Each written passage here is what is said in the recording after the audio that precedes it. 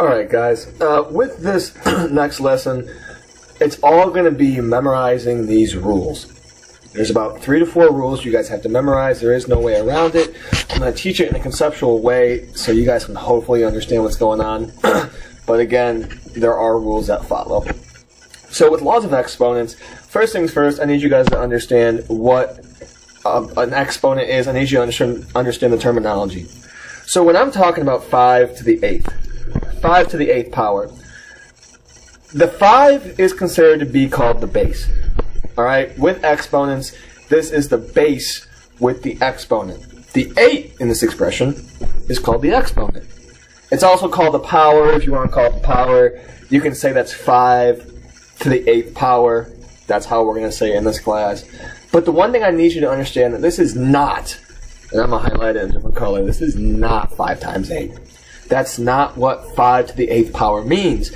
What 5 to the 8th power really means is 5 times 5 times 5, basically 8 times. 8 factors of 5. That's what an exponent says. You take that number and you multiply it by itself that many times. So if the exponent was 17, you'd multiply it by itself 17 times. Since it's 5 to the 8th power, we're going to multiply 5 by itself 8 times. So there's 8 factors of 5. Now, when we talk about, and then we're not actually doing 5 to the 8th, that's not important. What is important is understanding how to do different operations with bases and powers. So if I'm looking at the first example, we're going to talk about the product of powers. What can you do when you multiply like bases together? And again, the whole idea with this is like bases. I'm not talking about different bases, I'm talking about like bases. So if I'm looking at the first one, I have 3 to the 4th and 3 squared. My base is 3, and my 2 exponents are 4 and 2. In the first example, I'm going to expand these. This is called expanded form, what I'm about to do right now. Expanded form. So 3 to the 4th means I have 4 factors of 3. So I have 3 times 3 times 3 times 3. Now I'm also multiplying it by 3 to the 2nd power, or 3 squared. 3 to the 2nd power is, well, 3 times 3. Now look what happens when I expand this all out. You can see that I really have 1, 2, 3, 4, 5, 6. I have 6 powers, or 6 factors of 3. So I can actually rewrite this using one exponent. If I have 6 factors of 3, that's just 3 to the 6th. So when I go through this in the beginning, I always teach it conceptually because I want you guys to be able to visualize how many bases you have, how many factors of 3 you have. I hate relying on rules. It doesn't really help you understand anything. But if you can see it in your head, if you can see, oh, I have 4 factors of 3, I have 2 factors of 3, that means I have 6 factors of 3, things will become much easier for you down the road. Now, I'm going to go through the next one, same concept. I'm not going to go over the rule yet, even though you probably already know what the rule is. But I'm still going with the concept. So for the second one, I have x squared times y to the 8th times x to the 5th times y cubed. First things first, you're probably thinking, Mr. Z, I have x and y right now. Can I put them all together? The answer is no. Again, going back to like bases, they have to be the same base in order to put them together, basically. So what we can do is use the commutative property to shuffle things around. So I can actually say, commutative property means I can change things around. X squared times x to the 5th times y to the 8th times y cubed. So once I do that, I'm going to draw a line here, I can actually just say, oh, I have two factors of x, then I have 5 more factors of x, and to save space, I'm going to write the y's below.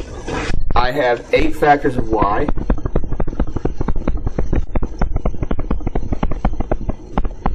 with 3 more factors of y. Well, if I take a look at everything I have 1, 2, 3, 4, 5, 7 factors of x. And then I have 1, 2, 3, 4, 5, 6, 7, 8, 9, 10, 11 factors of y. Again, we can't do anything else with it because of the fact that x and y are different bases. But when you have the same base, you can take them and put them together. Now, second example, you've probably seen, okay, Mr. Z, the first example was 3 to the 4th and 3 squared, and we got 3 to the 6th. Basically, all you did was, well, add the exponents, and that's your new exponent. Same concept here. 2 and 5, that's 7. If I go 8 and 3, that's 11. So whenever you're multiplying like bases, you're really just adding the exponents. Again, I want you guys to be able to see the concept. I want you to be able to visualize how many factors you really have, because that's going to help when we start dividing. But in terms of the actual doing these problems, the rule should be pretty quick.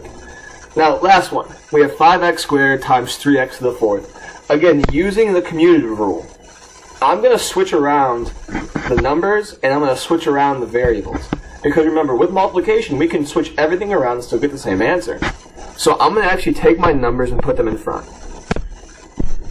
5 times 3. I'm going to take my variables.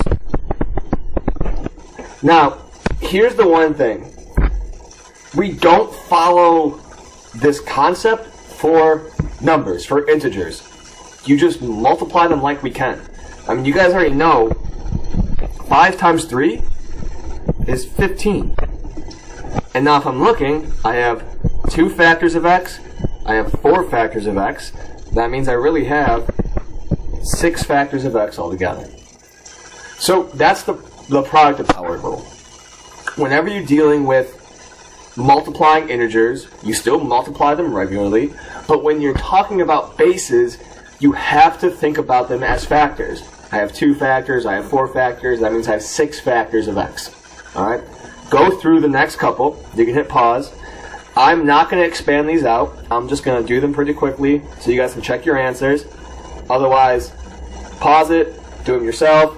I'm going to keep going. 8 cubed times 8 to the 6th. I have 3 factors, I have 6 factors, that means I have 9 factors. I'm not actually doing 8 to the 9th. I don't care what 8 to the 9th is. All we're doing now is simplifying these expressions down. 5x to the 4th, x to the 9th, and 3x. Now, make note, when I look at this, guys, there's no exponent there. But just like if a variable doesn't have a coefficient, and there's a 1 in front of it, same concept with exponents. There's going to be a 1 right here. So when I look at this, I see, okay, 5 and 3.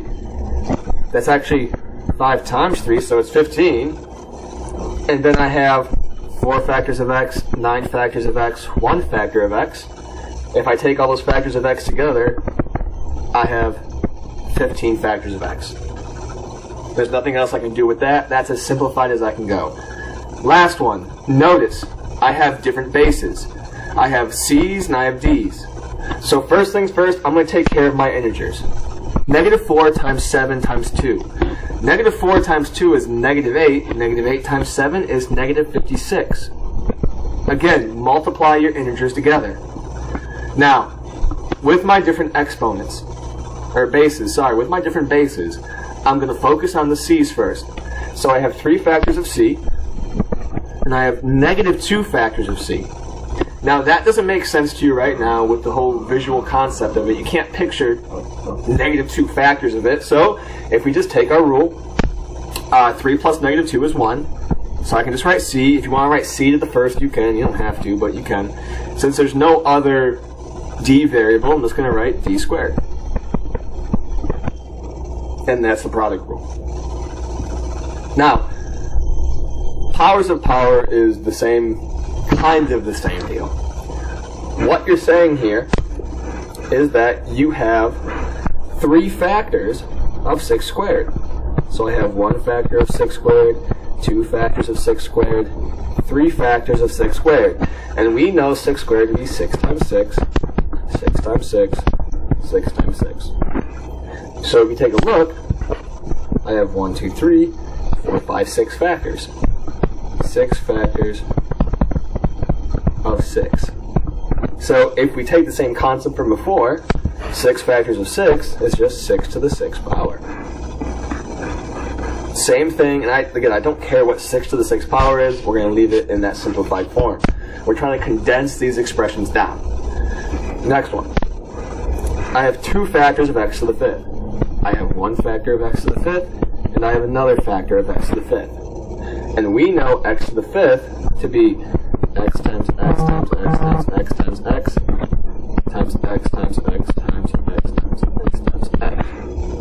So if you count all your factors, I have 10 factors of x, which then means this is x to the 10. So if we look at all of the last 2 problems, you can see what's going on. 6 squared to the 3rd power becomes 6 to the 6th. X to the 5th to the 2nd power becomes, well, x to the 10th. So ask yourself, what rule is it? What's going on? So the quick and dirty version of it is, well, Mr. Z, 2 times 3 is 6. 5 times 2 is 10. So all we're really doing here is multiplying our exponents. So when you have a power to a power, when you have a power raised to a power, you're multiplying those exponents together, and that's your new exponent. Now this next example is kind of tricky because it takes 2 concepts and brings them together. Now, I know you guys have been annotating your def in other classes, and chunking, and whatever you want to call it, but it's incredibly important here to understand, take these problems one piece at a time. Don't look at it as a whole problem.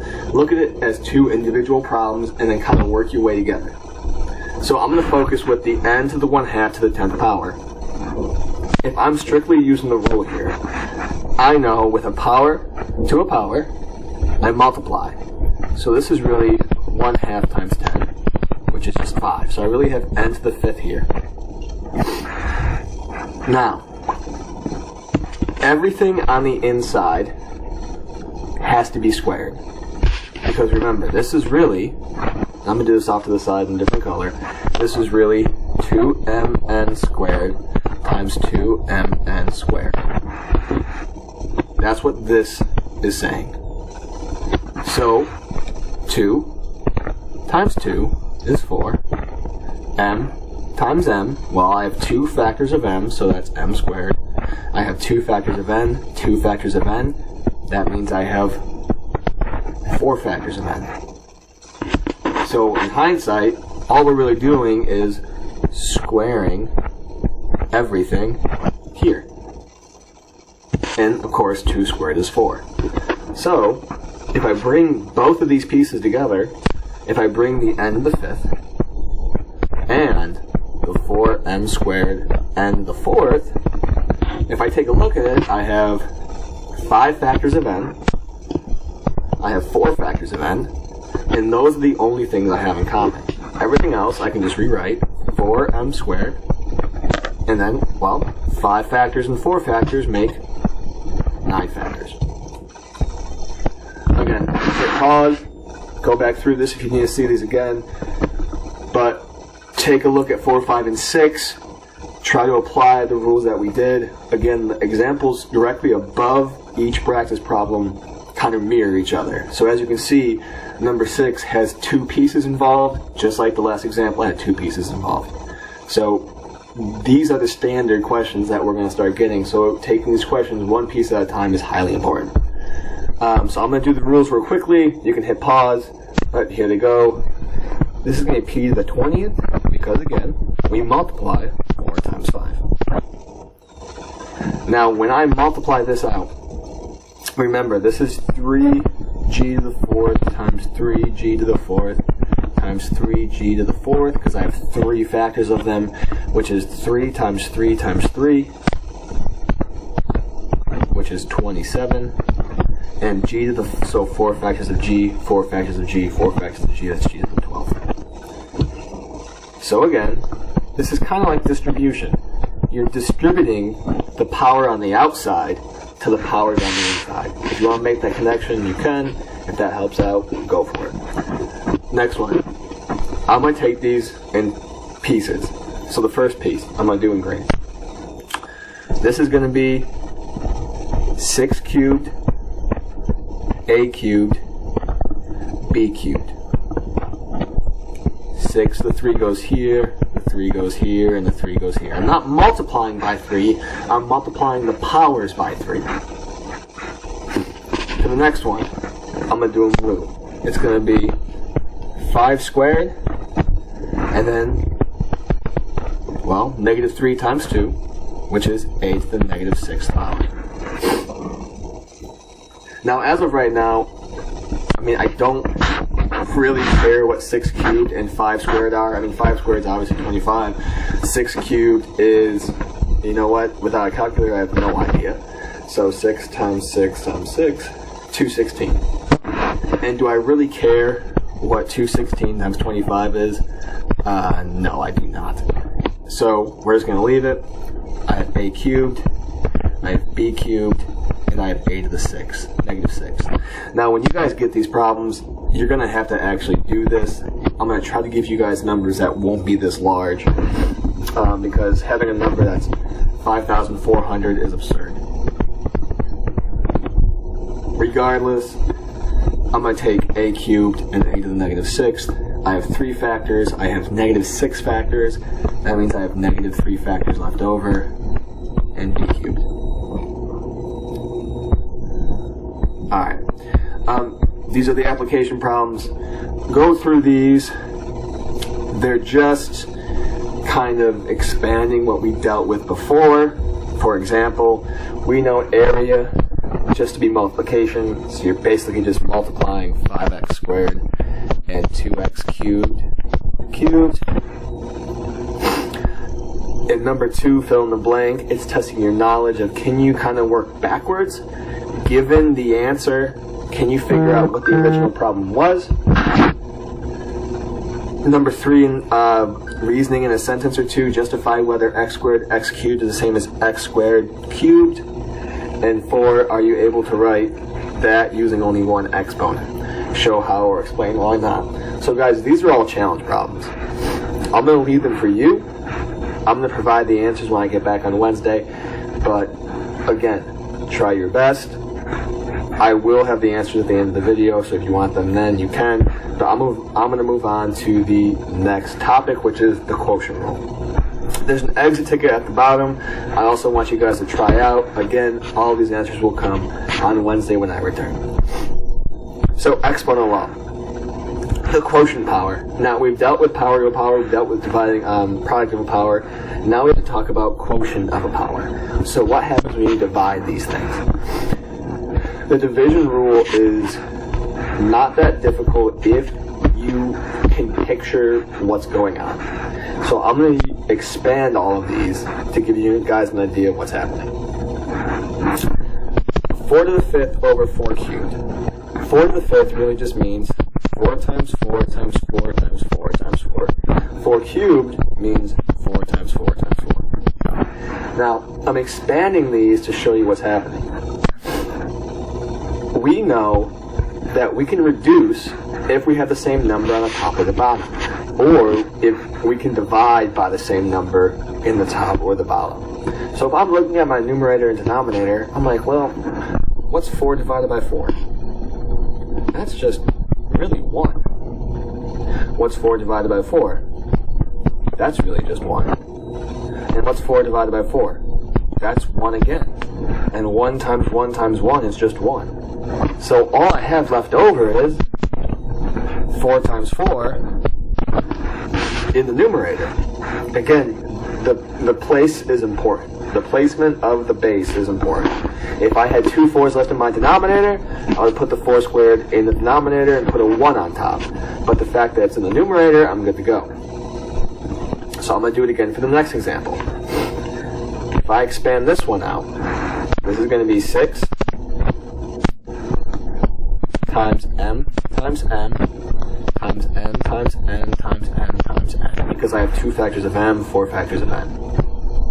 This is going to be 4 times m times m times n times m times m times n times n times m. So let's take a look at what we have in common.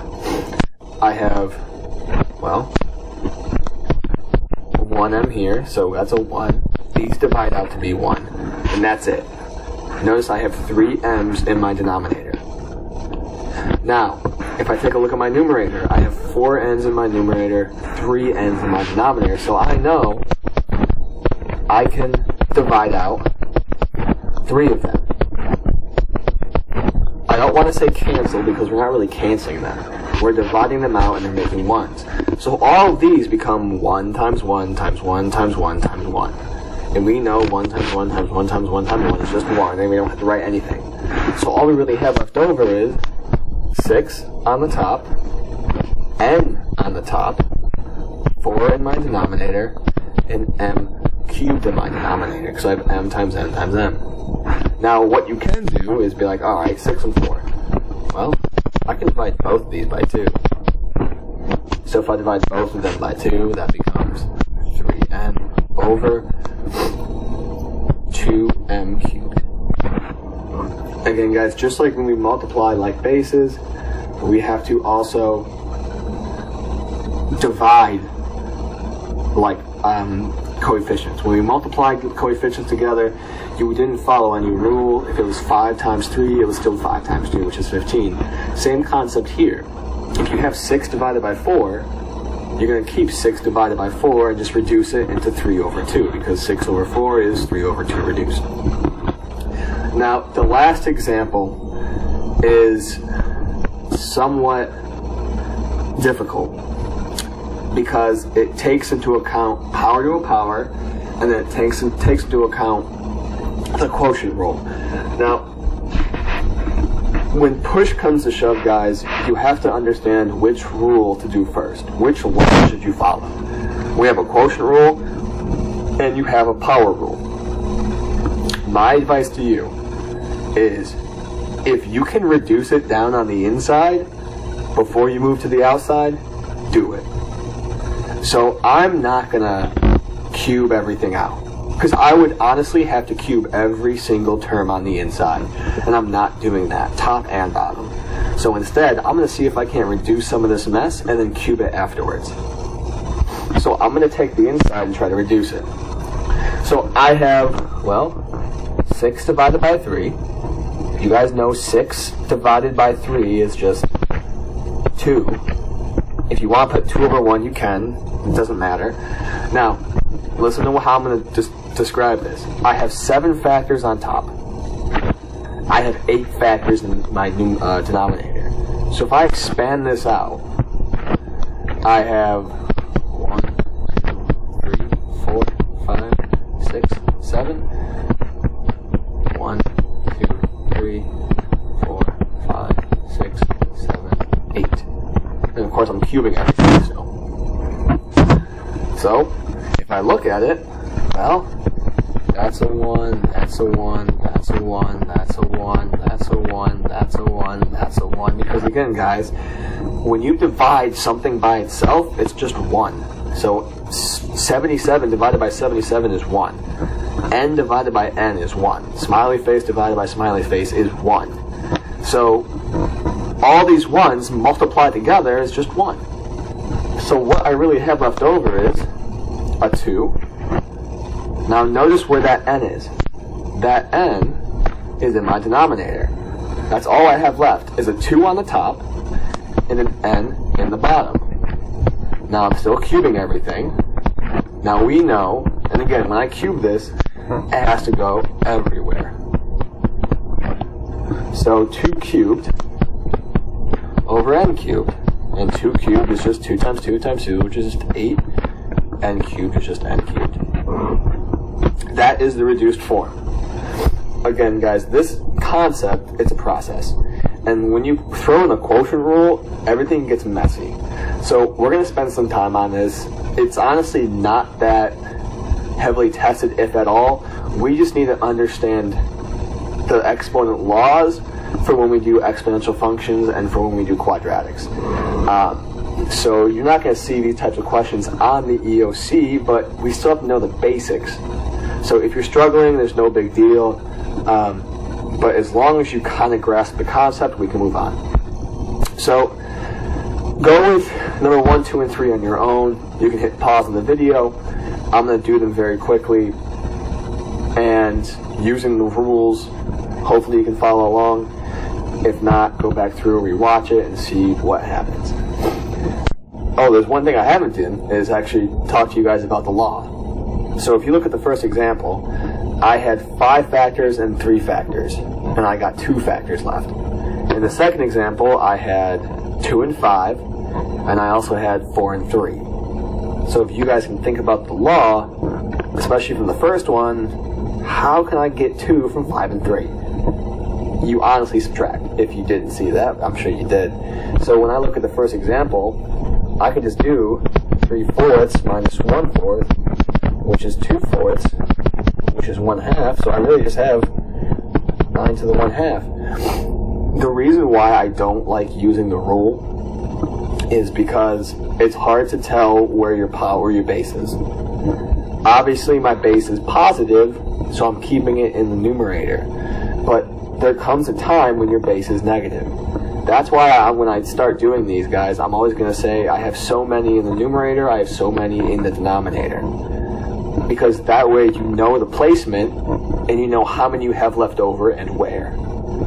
So, if I go through this very quickly, I have 2 factors in the numerator, I have 5 factors in the denominator. That means I have 3 factors left over in my denominator. For m, I have 5 factors in my numerator, 7 factors in my denominator. When I start canceling them out, when I start dividing them out, I have 2 factors left over in my denominator. Now this next one, I am going to do the rule for, since I haven't taught you negative exponents yet. So, 6 minus negative 5. 6 minus negative 5 is actually 6 plus 5, which is 11. So I have 11 factors left over. And you're probably like, Mr. Z, how do I know it goes in the numerator? Don't worry, once I show you the next big piece, you'll understand what negatives really mean. Last part, guys. Again, this involves the quotient rule and the power rule. So I'm going to do the quotient rule first, and then I'm going to deal with the power on the outside at the end. You can deal with it in the beginning, but it's going to be a mess.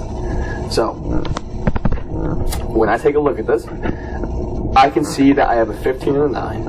I have an x, but no other x, so I can just leave that as it is. And then I have 2 y's, so I can reduce the 15 and the 9, because I know what goes into 15 and 9. Well, 3. So if I divide both by 3, 15 divided by 3 is 5, and 9 divided by 3 is 3. I can leave the x because there's nothing else to reduce it with.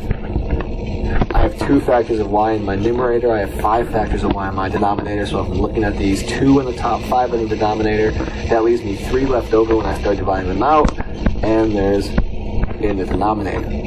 But I'm still squaring everything. So remember, when I square stuff, I'm multiplying this exponent to every exponent on the inside. Everything. So I'm going to do 5 squared, which is 25. 3 halves times 2, which is 3. 3 squared, which is 9. And 3 times 2, which is 6. And that is the reduced form. Again, we're going to spend some time on this, so if you're not really grasping it right now, go back through, rewatch it. Otherwise, wait for me to come back, and you should be able to bang some of these out. Now, last thing, before I let you guys loose on the rest, is understanding how these negatives work. And why is 2 to the 0? What is 2 to the 0? So, first things first, let's talk about what 2 to the 4th really means. This just means 2, and I might have to write outside the table. 2 times 2 times 2 times 2. 2 cubed is 2 times 2 times 2. 2 times 2, and that's 2. This is 2 times 16. That's 8. That's 4. And that's 2. So, if we're looking, let's kind of figure out a pattern with these first 4 terms. How do I go from 16 to 8 to 4 to 2? What's happening? Really just dividing by 2. That's the pattern. So if I do that pattern again, I mean, according to the pattern, I should get 1. So 2 to the 0 is 1. Anything to the 0 is 1. Except 0 to the 0, don't ask me about it. I don't want to explain it because even I don't really understand it. So 2 to the 0 is 1, 7 to the 0 is 1, negative 17,000 to the 0 power is 1, anything to the 0 power is 1, besides 0 to the 0, don't talk about it. If I keep following this pattern, divide by 2, well, what's 1 divided by 2? It's 1/2. And then if I do that again, 1/2 divided by 2, it's actually 1 to the 4th. So how did that happen? How did that happen? If you take a look at it, the bottom is 2. The bottom here is 4. Isn't this just 2 times 2? Which is 1 over 2 squared. So notice with negative exponents, this negative exponent implies you have to flip the fraction. So whatever has a negative exponent, not a negative number, whatever has a negative exponent, it has to go to the denominator. Or if it's in the denominator, it has to shift to the numerator. So that's the rule. There's no ifs, ands, or buts. That's what we have to work with. So the first example, 9 to the negative 2 power. Again, whatever has a negative exponent, you have to shift to the other location. So if it's in the numerator, it goes to the denominator. If it's in the denominator, it shifts to the numerator. Mr. Z, there is no denominator here. It's just 9 to the negative 2 power. Remember, guys, you can write everything as a fraction as long as you put 1 underneath it. So, if I'm looking at this, 9 to the negative 2 power, I'm just going to rewrite it as, if I shift it, 9 squared. Mr. Z, what goes in the numerator? There's nothing there. We put the 9 to the negative 2 in the denominator and made it positive. So what happens in my numerator? You cannot just have nothing in the numerator, guys. So if there's nothing in the numerator, what do you think I have to put there? Not 0. That doesn't make sense. I do have to put 1 there, though. And you know 9 squared is just 1 over 81. Next one. X to the negative 5th. Now, x to the negative 5th is in the denominator. So since it's negative, the power is negative, I have to shift it to the numerator. So it just becomes x to the 5th. If you want to put it over 1, you can, but you can just keep it as x to the 5th. Now, last example. When it comes to putting these things all together, my advice to you is shift everything that you can. So if you see, always work with negative exponents first. When you see negative exponents, flip them around right away. Then start working through your other laws. So, when I look at this, the 3 is fine. So I'm good there. The S is fine. But look at the T. The T has a negative 2 power. So I'm going to shift it to the bottom. Now if I go in the denominator, the 6 doesn't have a negative exponent. The S does. So that's S to the negative 2 power. So I'm going to shift it to the numerator and make it positive. The 7th is, 2 to the 7th is fine. Now I can just apply my 2 rules, quotient and product. 3 over 6 is just 1 over 2. Because they divide, they reduce. S cubed times s squared is s to the 5th. Remember, if I have 3 factors and 2 factors, I have 5 factors. This is just t to the 9th. So I really just have s to the 5th over 2t to the 9th. Again, guys, those are all the rules. We went through them quickly, and I threw a lot at you. I gave you all 4 rules because the negative exponent law is a rule. I tried. Hopefully you understood everything. Go through the rest. And I know this has been a long video. We're coming up on 35 minutes. But push through it. The last couple, try your best. If you want to watch me do them, you can. Otherwise, hit pause and see what happens. I'm going to do these very quickly, so pay attention. x to the negative fourth is a negative exponent. I'm going to flip it to the top. So I'm going to have 2x squared, x to the fourth. When I apply the product rule, that's 2x to the sixth, because again, 2 factors of x, 4 factors of x, that's 6 factors of x. Now this negative 25 in number 5, that is not a negative exponent. I do not shift that anywhere. I'm going to keep it as negative 25. Now, the a to the negative fifth is going to shift down below. B cubed will stay. Down below, I have 5. This a is just a to the first if you want to call it, but this b to the negative fourth shifts to the top. So I really have, if I divide, I have negative 5, because that's what happens when you divide these two numbers. Then I have b to the 7 over a to the 6th. Last one, if I take it piece by piece, the negative 8 stays, the 12 stays, x squared stays, y to the 8th stays, z to the negative 5th goes to the bottom. X to the 4th stays, y shifts up, and the z stays. So, when I reduce this all down, this is going to be negative 2 over 3, because when I reduce negative 8 over 12, it's negative 2 over 3. I have 2 factors of x in the numerator. I have 4 factors of x in my denominator. That means I have 2 factors left over in my denominator when I start reducing them. I have 15 factors of y, and I have 12 factors of z.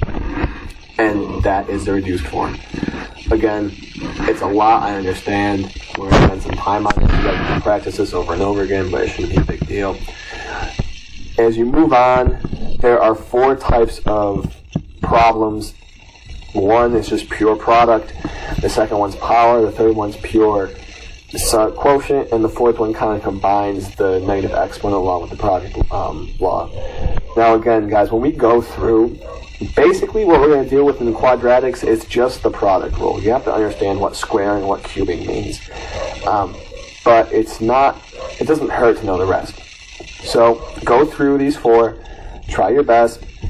I'll be here on Wednesday to answer any questions, so hopefully we can get some questions answered and everyone gets a clear understanding. Otherwise, good luck. Finish up these notes. I'll provide the rest of the answers on Wednesday. And, well, see you guys later.